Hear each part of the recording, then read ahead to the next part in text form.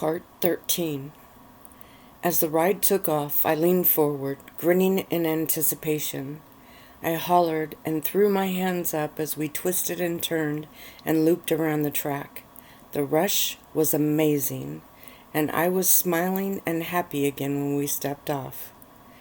That is, until Melissa and Reagan walked over. My head lowered again, and this time Jonathan turned to me. "What's going on, Reina?" "I don't know," I stated, my voice tight. "Let's get you out of here." "No," I snapped. "I'm wound up so tight I feel like I'll snap. I need to get this out of me." "Get what out?" Drake asked. "I don't know, but I want to tear something apart," I hissed, clenching my fist tightly at my side. Jonathan frowned, then pulled my phone out of his pocket and pushed some buttons.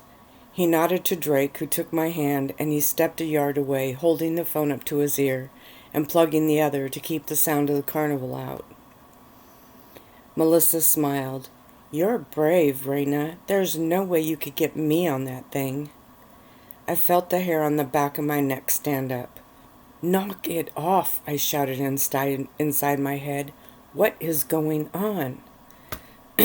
"Reina, my hand," Drake whispered, and I looked down and relaxed my grip. He rubbed it with the other one, and I mumbled an apology. Jonathan leaned into the phone as he told Track what was happening. There was a low growl on the other end, then Track sighed. "She's coming into her wolf," he stated in a tight voice.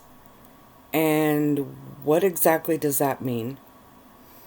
"Not much that you would understand, but right now she is squaring off with those females, establishing her dominance over them." "So what should I do?"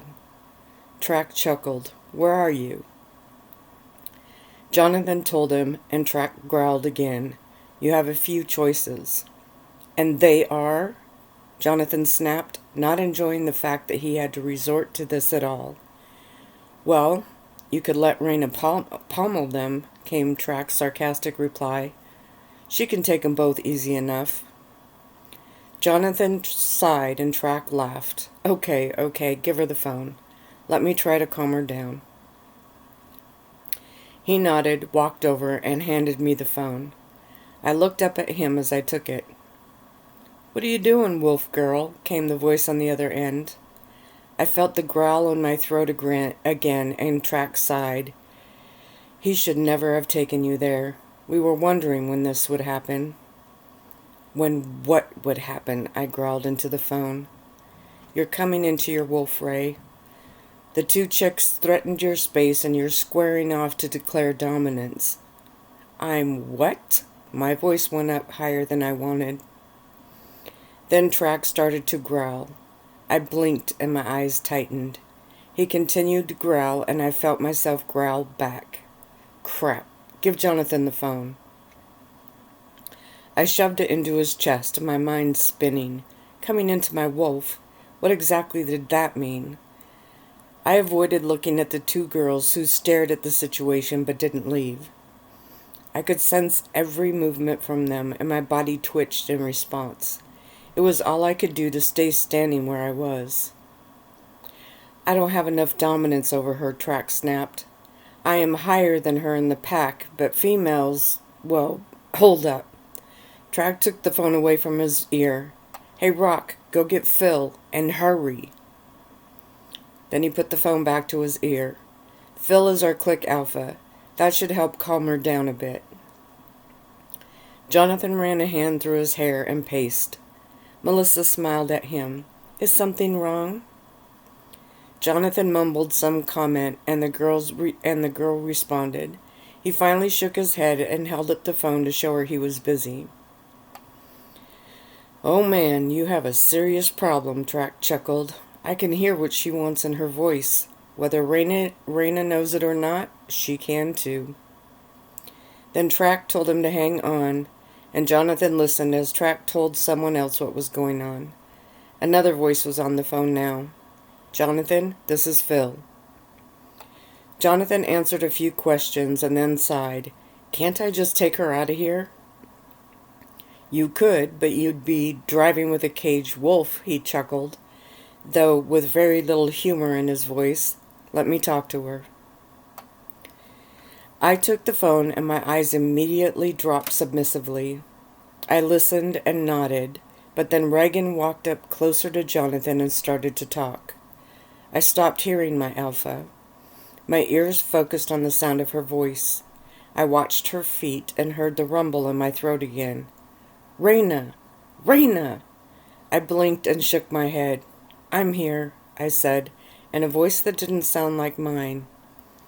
Give Jonathan back the phone right now. I nodded obediently and held out the phone. Drake still had a hold of my shoulders. Jonathan took the phone and Phil sighed. Okay, it's worse than I thought. I can't do much over the phone. We're on our way.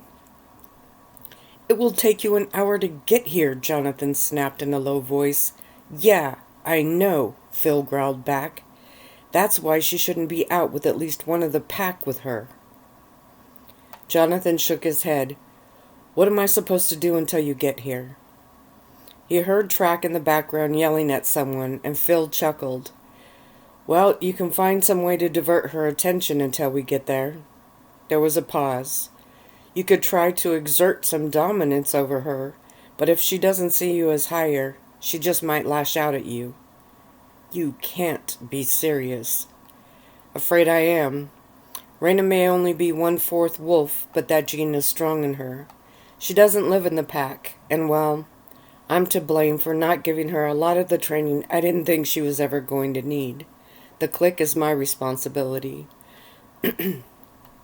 Phil's voice was choppy, and Jonathan knew he was running. He heard car doors open and shut, and then Phil's voice settled. We'll be there as soon as we can. Keep her busy. Something physical.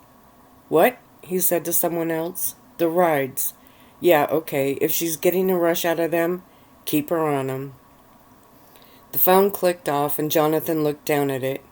He felt ashamed for putting her in that position.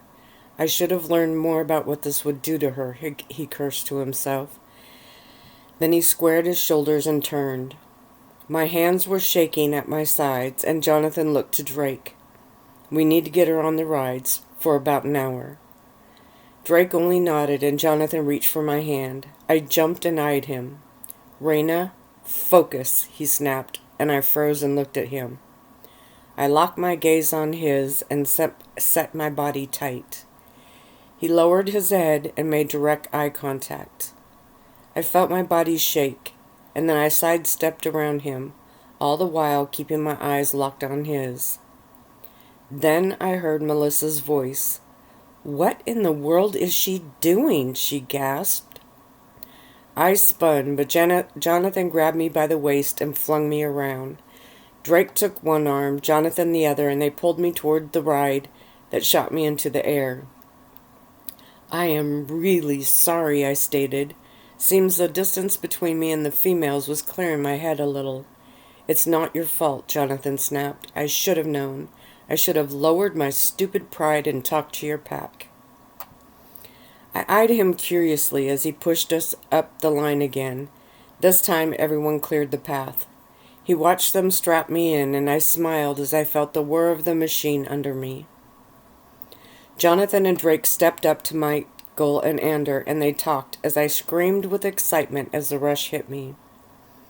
The ride paused at the top, and I felt a pull. My eyes turned, and I spotted Melissa and Reagan in the distance. They were standing with their backs to me, but I knew it was them. When the ride brought us down, I was tight and shaking again. Drake looked at Jonathan. Any way to get those two to leave? They both looked at Michael, who nodded and put the phone to his ear. The guys pulled me back to the roller coaster, and I laughed and yelled through the ride. When we got off, I felt a bit better, although my senses seemed to be on high alert. I picked up voices and turned, looking through the crowd. Drake and Jonathan turned to see Melissa and Reagan arguing with another man. Jonathan sighed, and I was put back on the roller coaster. This part was fun. I loved the feel and the rush. When we got off this time, I was grinning. Jonathan smiled at me and shook his head. You are something else, you know. I frowned as my mind tried to interpret that comment. I'm sorry, I said again, feeling my stomach tightened. Why did it bother me so much? I felt the need to apologize. Until I saw that look leave his face. But my pride got in the way and I lifted my head. I'm fine. I can take care of myself, I declared as we walked through the crowd. A pretty brunette waved and walked over. Hi, Drake. Jonathan, I didn't expect to see you here. There it was again. As soon as I growled, the guys turned me and Jonathan sighed. Okay, so getting rid of those two doesn't seem to be the answer. Allison and Joel walked over and they both looked worried. Drake let go of my hand and stepped up to them, whispering, Great. Reina the freak ruins a perfectly good night, I grumbled. And Jonathan turned to me. This is my fault, not yours, he stated firmly. How is that? I laughed sarcastically. He turned me towards him, his hands on my shoulder. I was too proud to talk to Track to see what this might do to you.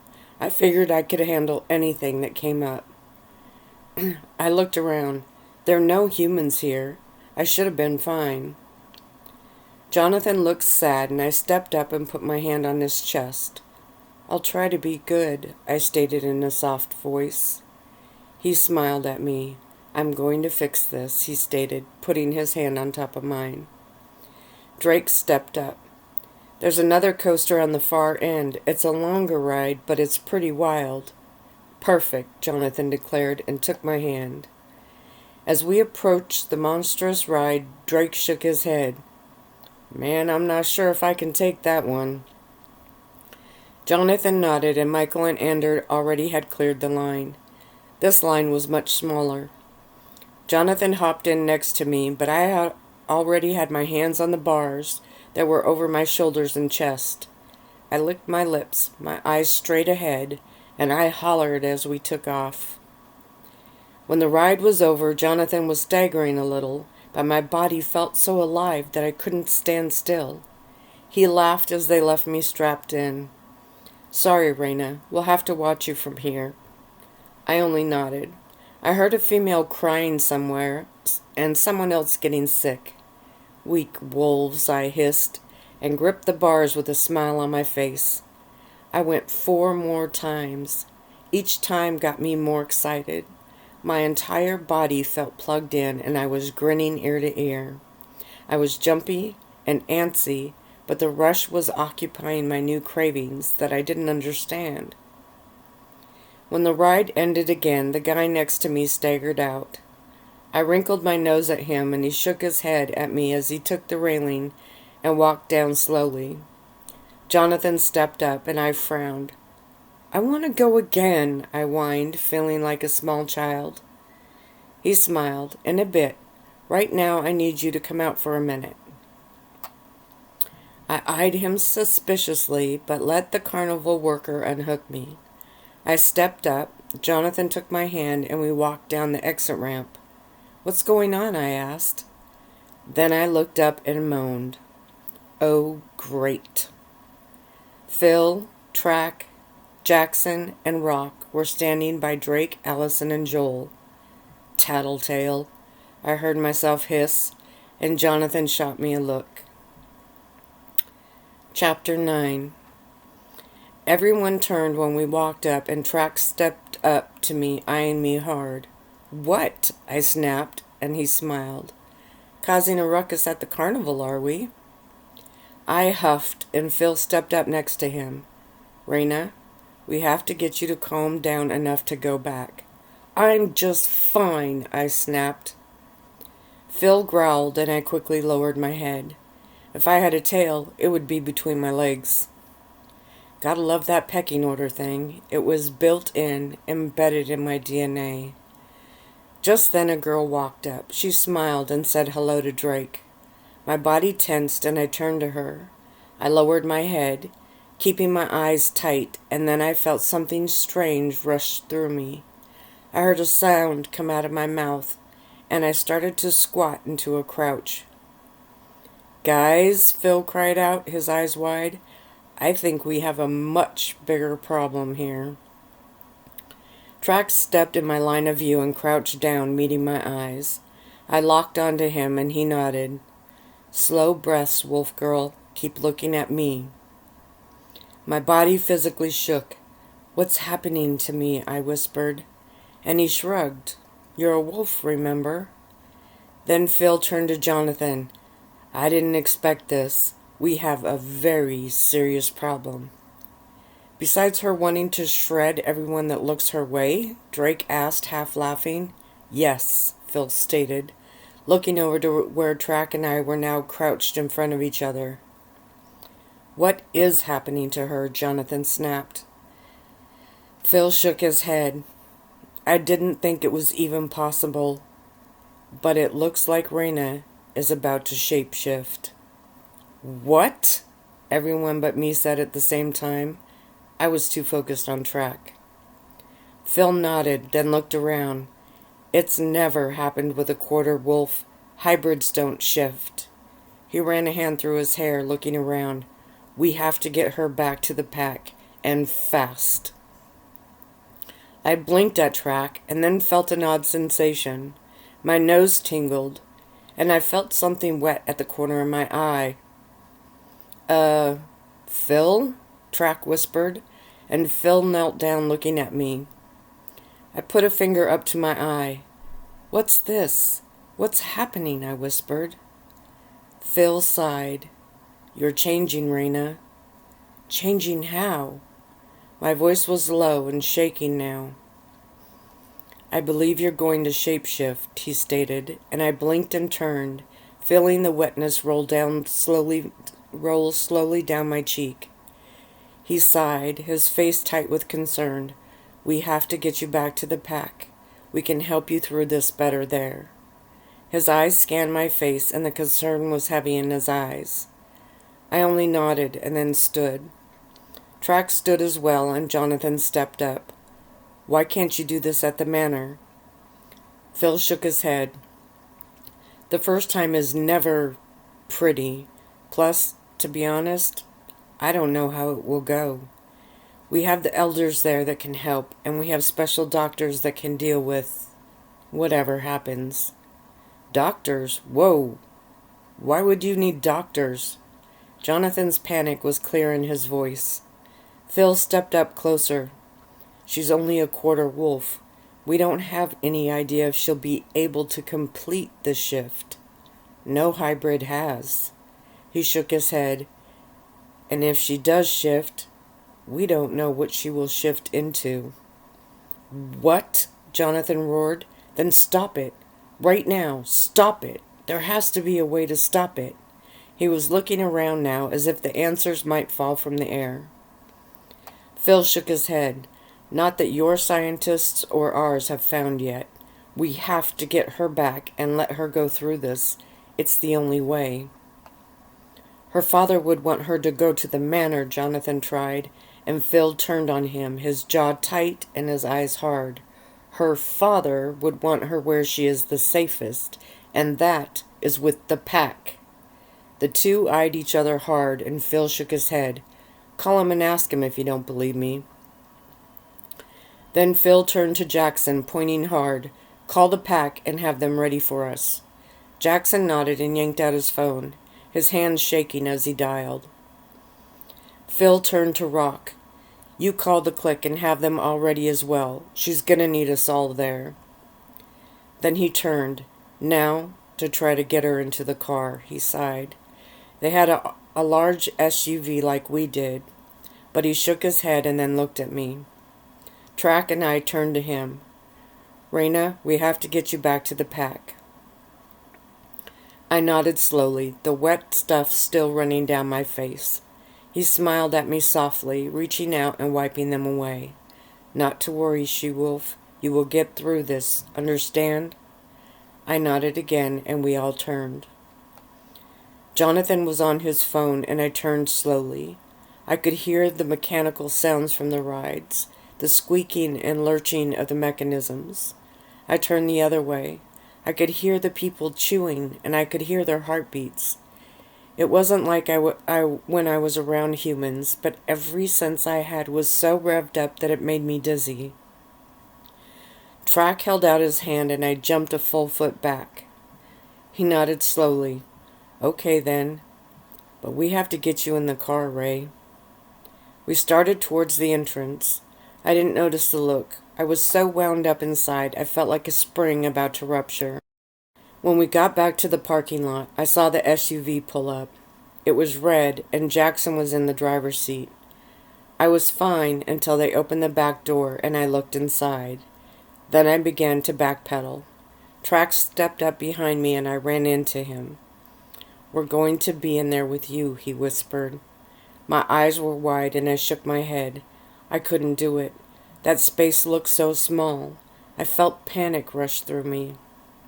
Jonathan turned. Her father's on his way back. He can't get here until tomorrow. He said to take her to the pack, but send her doctors over as well. Phil nodded and Jonathan punched more buttons on his phone. Phil stepped up in front of me. You have to get in the car, Reina, he stated firmly. I looked at him, my eyes wide. He nodded and took a step towards it. I followed, slowly, eyeing the vehicle like it wanted to eat me. Phil's phone went off and he cursed as he pulled it out and pushed a button. He listened, and then talked, then listened again. We are trying, but we can't get her into the car, he stated in a low voice, turning around. My eyes searched the area, looking for an escape route. Trax shook his head, staying in my line of view. You have to get in, Ray, he stated, his eyes worried. We have to get you back. Phil turned. That was Rob from the tree line pack. They're headed over, but won't be there for 4 hours. They have an elder that has some experience with hybrid shifting, he stated. Then he turned to Jonathan. You guys get her in your car. We're going to get in ours. They said if she sees us all about to leave, she might get in. Might? Trax snapped over his shoulder, keeping his focus on me. I'm riding with her, Jonathan stated. Phil sighed. Jay, go get in their car. Jackson nodded and rushed over, jumping in the back. Everyone else piled in, and Phil turned from the driver's seat. The back door was open, Track and Jonathan in the back looking out. Come on, Ray, Track said, or we're going to leave your butt here. I stiffened, a panic surging through me. Would they really leave me? I took a few steps closer, then turned. A girl was waving and running towards us. Track let out a string of curses and he and Rock jumped out of the car.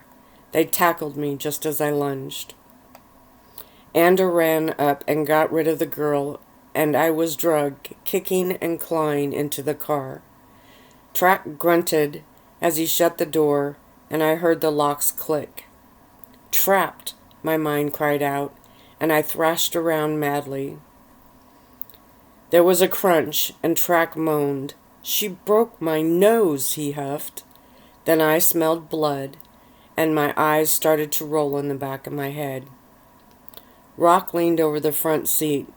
I love you, Ray. Then I felt a sharp blow to my head, and everything went black. I woke up while we were still in the car, moaning, and lifted a hand to my head. She was only out 5 minutes, Rock gasped from the front seat. Phil was talking quickly on the phone, and then Track gasped, Whoa! Do you hear that?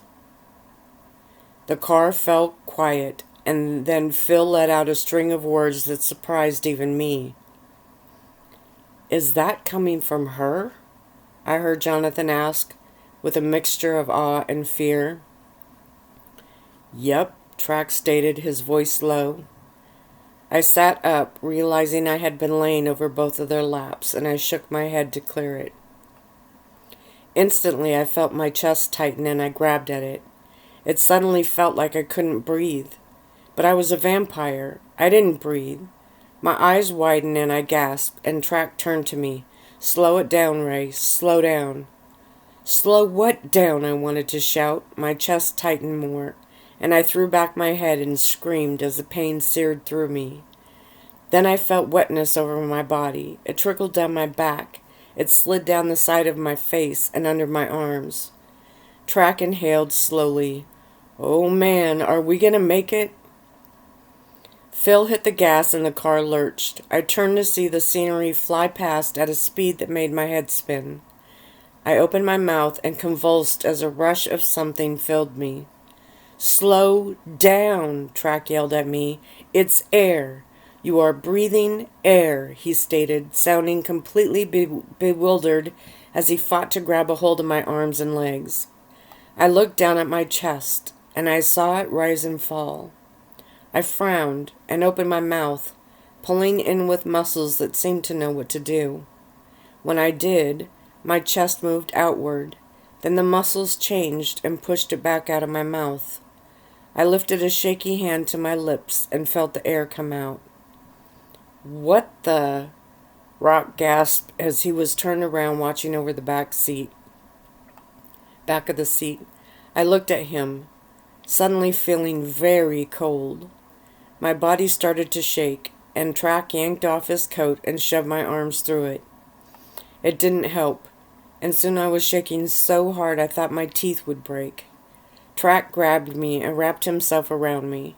Rock climbed over the seat and squeezed in the other side. I heard the heater blast on and Phil yelling into the phone again, but my mind was swimming now. I felt the cold. I felt the air on my skin. I felt something warm rushing through my body.